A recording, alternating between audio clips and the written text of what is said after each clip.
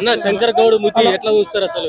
శంకర్ గౌడ్ మా మిత్రుడు, మా జేఏసీ నర్సీపట్నం కోఆర్డినేటర్ చనిపోవడం చాలా బాధాకరం.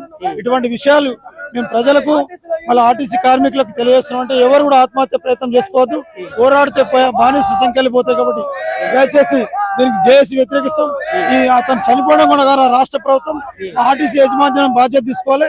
వెంటనే నష్టపరిహారం 50 లక్షలు ఇవ్వాలని ఆర్టీసీ 42 రోజులు అవుతుంది సమ్మె నోటీసులు ఇచ్చి. ఎందుకు ప్రభుత్వం కాలయాపన చేసింది? ప్రభుత్వ కాలయాపన వల్లనే ఇవాళ మా వాళ్ళు మరణించారు. దయచేసి ప్రభుత్వం వెంటనే ఈరోజు చర్చలు జరుపుతుందో వెంటనే చర్చలు చేసి రాష్ట్ర ప్రభుత్వాన్ని డిమాండ్ చేస్తున్నాం. అదే విధంగా మన శంకరన్నకు మరణం చేసింది కాబట్టి రాష్ట్ర ప్రభుత్వం ఆర్టీసీ మేనేజ్మెంట్ కలిసి ఆయన ₹1 ఇవ్వాలని మేము ఆర్టీసీ చేసి తరఫున డిమాండ్ చేస్తున్నాం. ఆర్టీసీ 32 డిమాండ్లు ఇచ్చాము. వాళ్ళు ఏ డిమాండ్స్ ఇప్పటిదాకా చేయలేదు కాబట్టి వెంటనే మా డిమాండ్స్ చర్చలో పెట్టి చర్చించాలి కోరుతున్నాం. మా శంకర్ గౌడ్ గారికి బేషరతుగా ఆర్టీసీ యజమాన్యం, రాష్ట్ర ప్రభుత్వం ఆర్టీసీ యజమాన్యం 50 లక్షలు, అదేవిధంగా రాష్ట్ర ప్రభుత్వం 50 లక్షల ₹1 శంకర్ గౌడ్ అకౌంట్ ఇవ్వాలని రాష్ట్ర ప్రభుత్వం డిమాండ్ చేస్తాం. వాళ్ళ భార్య అంగవికలాయకుడు కాబట్టి వెంటనే వాళ్ళ కుటుంబాన్ని ఆదుకోవాలని ఆర్టీసీ యజమాన్యానికి, అదే విధంగా రాష్ట్ర ప్రభుత్వం డిమాండ్ చేస్తాం. ₹1 ఇవ్వాలి వెంటనే, లేదు సమ్మె ఉధృతం చేస్తామని మీ ద్వారా రాష్ట్ర ప్రభుత్వానికి హెచ్చరిస్తాం. శంకరన్న మృతికి మేము సంతాపం తెలియజేస్తున్నాము. అదేవిధంగా వారి కుటుంబ సభ్యులకు ప్రగాఢ సానుభూతి తెలియజేస్తున్నాము. మేము ఒకటే, అన్నగారు శంకరన్న ఏదైతే ఆర్టీసీ ఆశయాల సాధనకు ఈరోజు అమరుడైండో, మీ ఆశయాలను మీరు మా ఆర్టీసీ ఆశయాలను మీది మాత్రం అమరత్వాన్ని వృధా ఓనీయమని చెప్పేస్తున్నాం. కాబట్టి ప్రతి ఒక్కరికి కార్మికులకు ప్రతి ఒక్కరికి మేము చెప్పదలుచుకున్నది ఒకటే, సాధిద్దాం మన డిమాండ్లను సాధిద్దాం, సమ్మె ఉధృతంగా చేద్దాం. మన ఆశయాలు సాధించకపోతే కానీ మనం సాధించుకున్న తర్వాత మనం ఈ పండుగ వాతావరణంలో మనం కూడా ఉండాలి. కాబట్టి ఎవరు కూడా ఆత్మాహుతి ప్రయత్నం చేయవద్దని చెప్పేసి మీ ద్వారా మేము తెలియజేస్తున్నాం.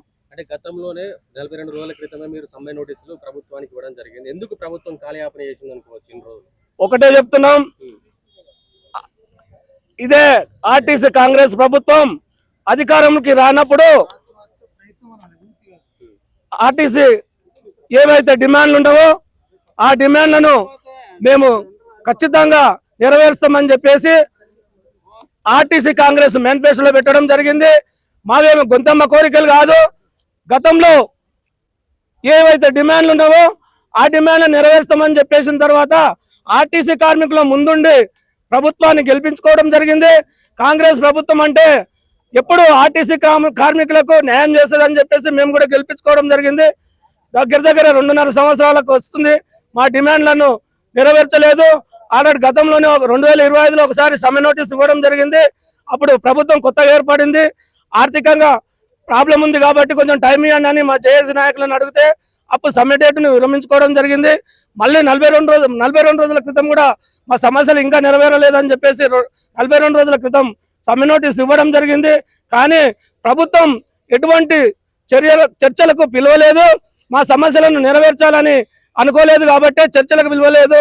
రేపు సమ్మె ఉంది అనగా తూచాగా ఏదో ఇట్లా అని కమిటీ ఏదో ముగ్గురిని పిలిచి రేపు మళ్ళా 4 వారాలు మాకు టైం ఇవ్వండి అని చెప్పడం జరిగింది. కానీ ఇదల్లా కాలయాపనకే. కాబట్టి మేము సమ్మెకు దిగడం జరిగింది. మావేం గొంతమ్మ కోరికలు కాదు. ఆర్టీసీని ప్రభుత్వంలో విలీనం చేయాలని చెప్పినాం, యూనియన్లను రిస్టోర్ చేయాలని చెప్పినాం. ఇంకోటి ఆర్టీసీలో రిక్రూట్మెంట్ లేదు. అదేవిధంగా మనకు ఏదైతే ప్రైవేట్ వెహికల్ ఎలక్ట్రికల్ వెహికల్ వచ్చి ఆర్టీసీ జాగాలో పెట్టి వాళ్ళు ఈరోజు కమిషన్లు తీసుకుంటున్నారు. కాబట్టి ఇవన్నీ మా జాగాలు మాకే ఉండాలి. ఆర్టీసీకి ఎప్పటి నుండో కొన్ని సంవత్సరాల కాలం నుంచి ఉన్నాయి కాబట్టి మా జాగాలు మాకే, మేము ఆర్టీసీలో ఉండాలని చెప్పేసి ఇటువంటి డిమాండ్లు ఉన్నాయి. శంకర్ గౌడ్ బలిదానం తర్వాత ప్రభుత్వం దిగువచ్చి మీ డిమాండ్లను నెరవేరుస్తుంది అనుకోవచ్చు. మాకు రాత్రి చెప్పిన విషయం ఏంటంటే ముఖ్యమంత్రి గారే ఒకటే చెప్పిండ్రు నిన్న కేబినెట్ లో. మేము చూసినాం కూడా. ఫస్ట్ అయితే ఆర్టీసీ వాళ్ళ సమస్యలు తీర్చండి అని చెప్పడం జరిగింది. అయితే మేమేమనుకున్నాం అంటే రాత్రికే, ఎందుకంటే ఇటువంటివి ఇప్పుడే ఇంతకుముందే తెలంగాణ టీఆర్ఎస్ ప్రభుత్వంలో 32 మంది చనిపోయినారు కాబట్టి మళ్ళీ ఇప్పుడు కూడా అదే ప్రయత్నాలు జరుగుతున్నాయి. ఆర్టీసీ కార్మికులను ఎందుకు ఇబ్బంది పెడదామని రాత్రే మా జేఏసీ నాయకులకు చర్చలకు పిలిచి మేము ఏమన్నా ప్రాబ్లమ్ సాల్వ్ చేస్తాం అనుకున్నాం. కానీ మళ్ళీ ఈ రోజు 10:30, 11 గంటలకు చర్చకు పిలుస్తామని అన్నారు. మరి ఈ టైంకి ఏమైనా పిలిచి మా డిమాండ్లు నెరవేరుస్తారని ఆశిస్తున్నాం మేము. జేసీ చైర్మన్ చక్రవర్తి చెప్పి పేరు చెప్పి మాట్లాడు. ఏం లేదు చక్రవర్తి. ఇప్పుడు ఈ రోజు ఎట్లయితే చర్చలకు పిలిచిర్రు, చర్చలకు పిలవడం జరిగింది. మనము దానికి సంతోషించదగ్గ విషయం ఏంటంటే సీఎం రేవంత్ రెడ్డి గారే వారి నోట మరి చర్చలకు పిలవడం జరిగింది. అయితే మేము నిన్న మార్నింగ్ నుండి కూడా ఆశావాహ దృక్పథంతో ఉన్నాం. సీఎం రేవంత్ రెడ్డి గారికి కమ్యూనికేషన్ ఉందో లేదో, ఈ కేబినెట్ మీటింగ్ ఉంది కాబట్టి కేబినెట్ మీటింగ్ లో మాకు ప్లస్ అయ్యే అవకాశం ఉంది, ఆయనకు తెలుస్తుంది కాబట్టి ఆయన మంచి అవకాశమే ఉంది అని అనుకునేవాళ్ళం. అయితే అనుకోని దురదృష్టకరం ఏంటంటే మా శంకర్ గౌడ్ అన్న గారు జర ఆత్మస్థైర్యం కోల్పోయి ఇలా చేసుకోవడం చాలా బాధాకరమైన విషయం. ఎందుకంటే నిన్న మార్నింగ్ నుండి ఆర్టీసీ వర్కర్లో ఒక ఉత్సాహం ఉన్నది. సాయంత్రం కేబినెట్ మీటింగ్ లో ఏదో ఒకటి తీసుకుంటారు. ఎందుకంటే 2 రోజుల సమ్మె ఉధృతంగా జరుగుతున్నది. సీఎం గారికి కూడా కమ్యూనికేషన్ ఇంతకుముందు లేకపోయినా కూడా ఈ 2 రోజుల నుండి సీఎం గారికి ఈ కమ్యూనికేషన్ వచ్చి ఉంటుంది కాబట్టి తీసుకుంటాను ఆశావాద దృక్పథంతో ఉన్నాం. కానీ ఇలా జరగడం అనేది చాలా దురదృష్టకరం. దీనికి తగ్గట్టు మళ్ళీ సాయంత్రం కూడా మా సీఎం రేవంత్ రెడ్డి గారు మేము అనుకున్నట్టే ఇట్లా కేబినెట్ మీటింగ్ స్టార్ట్ కాగానే వీళ్ళని సమస్య తీర్చమని చెప్పి వాళ్ళ మినిస్టర్లతో చెప్పడం జరిగింది. దానికి మేము చాలా సంతోషిస్తున్నాం. కానీ ఈ రోజు చర్చలకు వెళ్తున్నారు, 100% సక్సెస్ అవుతుందని చెప్పి 100% సఫలం అయితేనే అనుకుంటున్నాం. కాంగ్రెస్ గవర్నమెంట్ మేము ఆయన రేవంత్ రెడ్డి గారు మా ముందుండి మా మధ్యలో ఉండి ఆయన మేనిఫెస్టోలో పెట్టిన సమస్యలే కాబట్టి ఈ కమ్యూనికేషన్ అనేది సీఎం రేవంత్ రెడ్డి గారి దగ్గరికి ఇంతకాలము ఇంత ఉధృతంగా ఉంది అనేది తీసుకెళ్లారో లేదో అనేది అనుమానం. ఈ 2 రోజుల ఉధృతితోటి సీఎం రేవంత్ రెడ్డి గారికి పూసగుచ్చినట్టు మొత్తం తెచ్చడం జరిగింది. కాబట్టి ఈ సమస్య ఈ రోజు తీరుతుందని చెప్పి కోరుకుంటున్నాం. ఇంకా ఇది తొందరగా తీరాలి, లేకపోతే ఇదే విధంగా మనస్థైర్యానికి గురి అవుతారు కార్మికులు ఇప్పటికే. ఎందుకంటే ఇంతకుముందు 10 సంవత్సరాల నుండి చేసి 10 సంవత్సరాల కింద కూడా మా కేసీఆర్ గారు కూడా ఇలా చేయడం జరిగింది. దాని తర్వాత రేవంత్ రెడ్డి గారు మాకు మేనిఫెస్టోలో పెట్టినందుకు అందరికీ ఆశ కలిగింది. ఆ ఆశ రేవంత్ రెడ్డి గారి విధంగా మాకు ఈ ఆయన చేతితోటే ఇవన్నీ అందిస్తారని చెప్పి మేము కోరుకున్నాం. అదే ఇప్పుడు ఇది కూడా కావాల్సిన విషయం కాదు, ఆత్మస్థైర్యం కోల్పోవాల్సిన విషయం కాదు. తొందరపడ్డట్టు అయింది. ఇంకా ఎవరు ఎటువంటి డ్రైవర్లు కానీ కండక్టర్లు కానీ ఆర్టీసీ కార్మికులు తొందరపాటు వద్దు. 100% మనం సక్సెస్ దిశగా నడుస్తున్నాం. ఒక్క అడుగు ఉంది, ఆ ఒక్క అడుగు కూడా దాటేస్తే అందరం కలిసి గవర్నమెంట్ లో ఉంటాం. కేసీఆర్ రేవంత్ అన్న కూడా మనం అందరం ధన్యవాదాలు తెలిపే అవకాశం ఉంటుంది. ఈ రోజు సాయంత్రం వరకే ఈ ఖుషిఖబరి వింటామని చెప్పి కోరుకుంటున్నాను. మేము కూడా ఈ లెజెండ్ మీడియా ద్వారా మేము విన్నవిస్తున్నాం ఏంటంటే ధన్యవాదాలు తెలుపుతున్నాం రేవంత్ అన్న గారికి. ఈ రోజు ఎట్టి పరిస్థితుల్లో కార్మికుల సమస్యలు తీరుస్తారని చెప్పి కోరుకుంటున్నాం. చనిపోయిన శంకర్ గౌడ్ మాకు చాలా ఆప్తుడు. అసలు ఇటువంటి పిరికి చర్యకు అసలు పాల్పడు. ఈ 2 రోజుల కాడికి వెళ్ళి జరిగే మా సమస్యల పరిష్కారం కోసం చాలా మనోవేదన గురై చనిపోయిన తప్ప మీరు ఎవరైనా కనుక్కోండి, ఆయన చేసిన ప్రతి డిపోలా చాలా ధైర్యవంతుడు. ఎవడన్నా అధైర్యపడితే ధైర్యం చెప్పే వ్యక్తి తప్ప పిరికి పంద కాదు. కాకపోతే మాకేం జరుగుతుందని ఒక మనోవేదనతోటి సూసైడ్ కు అటెంప్ట్ చేసిన తప్ప, లేదంటే ఆయన చనిపోయే అటువంటి పిరికి పంద కాదు. ఇప్పుడు ఏ విధంగా అయితే మీడియాలలో నిన్నయాల పత్రికలు వస్తుందో ఆ 3 డిమాండ్లే కీలకం. వాళ్ళు అనుకుంటున్నారు అధికారులు ఇవన్నీ చేస్తాం, 29 చేస్తాం, ఆ 3నే అది చాలా అది ఉన్నదని చూస్తున్నాని మాకు 29 పక్క పెట్టండి. ఆ 3 డిమాండ్ల కీలకం. 3 ఏంటంటే, ఒకటి ఫస్ట్ వీరైన గవర్నమెంట్ లో మరి గొంతమ్మ కోరికలు కాదు, గవర్నమెంట్ ఫామ్ కాకముందుకే రేవంత్ రెడ్డి గారు చెప్పడం జరిగింది. ఆ విధంగా మేము ఆ బీఆర్ఎస్ కు బొందబెట్టి కాంగ్రెస్ కు పైకి లేపినాం. ఇది విలీనం ఒకటి. రెండోది మాకు యూనియన్ పునరుద్ధరణ జరగాలి.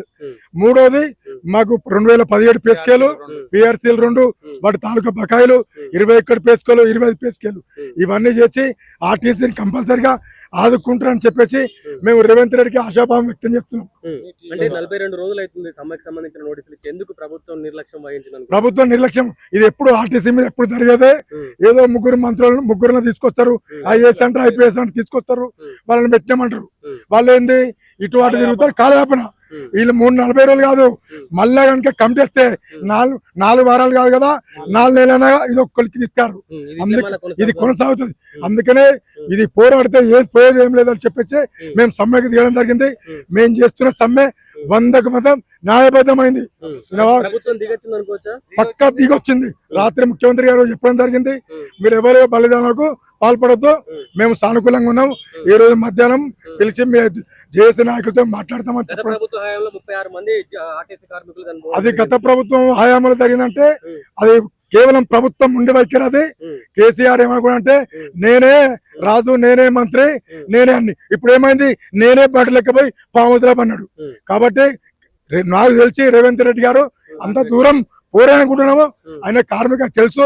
మేము చేస్తున్నాం 55 రోజుల సమ్మె చేసినప్పుడు మాతోటి కాకి షర్ట్ వేసుకొని సైకిల్ తొక్కి మాతో తిరగడం జరిగింది. మా బాధ మొత్తం తెలుసు. మాకు సాయంత్రం వరకు సానుకూలంగా మాకు అనుకూలంగా వస్తాయని చెప్పేసి మేము ఆశాభావం వ్యక్తం చేస్తున్నాం. మనం ఇప్పుడు గవర్నమెంట్ ఇప్పుడు చర్చల ప్రయత్నంలో ఉంది. ముఖ్యంగా ఏంటంటే మా గౌడ సోదరుడు నర్సంపేట డిపో శంకర్ గౌడ్ అన్న ఆత్మశాంతికి నివాళులు అర్పించాలని నివాళులు అర్పించడం జరిగింది ఈ రోజు కంటోన్మెంట్ డిపో ముందట. సో ఎందుకంటే గవర్నమెంట్ నిర్ణయం తీసుకునే లోపలనే మా కార్మికులు ఏం జరుగుతుందో అని కొంత ఆందోళనకు గురయ్యి ఆత్మహత్యలకు పాల్పడుతున్నారు. కాబట్టి అట్లాంటి ఆత్మహత్యలకు ఎవ్వరు కూడా అధైర్యపడొద్దు. గవర్నమెంట్ మన గవర్నమెంట్ మనకు అనుకూలంగానే ఫేవర్ వస్తుంది. కాకపోతే టైం ఇచ్చింది. టైం కోసం మనం వెయిట్ చేయాలి. ఎందుకంటే ఈరోజు చర్చలు మొన్న ఐఏఎస్ల కమిటీ చేసిండ్రు, ఈరోజు మంత్రుల కమిటీ చేసిండ్రు. ఈ మంత్రుల కమిటీలో మాకు న్యాయం జరుగుతుందని ఆలోచిస్తూ మరి మీ యొక్క టీవీ ద్వారా మాకు ఈ సాయంత్రం వరకు శుభవార్త విని రేవంత్ రెడ్డి గారిని మాకు విలీనం చేసిందంటే మా ఉద్యోగాలు ఉన్నంత వరకు ఆయన గుండెల్లో పెట్టుకొని చూసుకోవడానికైనా వెనుకాడేది లేదు. ఈ రోజు ఆంధ్రప్రదేశ్లో జగన్ అయితే ఆర్టీసీ కార్మికులు గుండెల్లో పెట్టుకొని ఎలా చూసుకుంటున్నారో ఈ రోజు మా రేవంత్ రెడ్డి గారు ఆర్టీసీని విలీనం చేస్తే వీళ్ళ ఉద్యోగాలు ఉన్నంత వరకు ఆయన గుండెల్లో పెట్టుకుని చూసుకోవడానికి రెడీలో ఉన్నారు ఆర్టీసీ కార్మికులు. ఇది మీ టీవీ ద్వారా రేవంత్ రెడ్డి గారికి కానీ, మా మంత్రుల కమిటీకి కానీ, లేకుంటే మా జేఏసీ నాయకులకు కానీ, మా ఆర్టీసీ సోదరులకు కానీ విజ్ఞప్తి చేస్తాం. రేవంత్ రెడ్డి గారు నమ్మకంతోనే మాకు విలీనం చేస్తారని చెప్పేసి నమ్మకంతో మేము అప్పుడు గెలిపించడం జరిగింది. ఆ మాట నిలబెట్టుకోవాలని కోరుతున్నాం.